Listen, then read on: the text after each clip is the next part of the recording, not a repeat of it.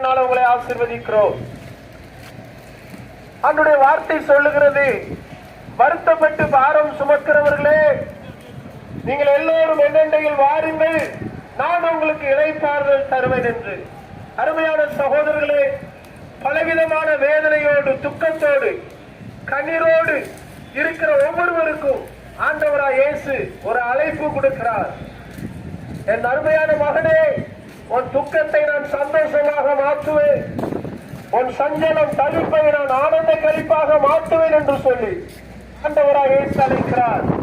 அருமையானவர்களே, இயேசு இந்த பூமியில வந்த நோக்கம் வேதம் சொல்லுகிறது, தேவன் தம்முடைய ஒரே பேரான குமாரனை விசுவாசிக்கிறவன் எவனோ அவன் கெட்டு போகாமல் நித்திய ஜீவனை அடையும்படி இயேசுவை தந்தருளி இவ்வளவாய் உலகத்தில் அன்பு கூர்ந்தார். அருமையானவர்களே, பிதாவானவர் தம்முடைய குமாரனை இந்த பூமியிலே உங்களுக்காக எனக்காக கொடுத்தார். நோக்கம் என்ன?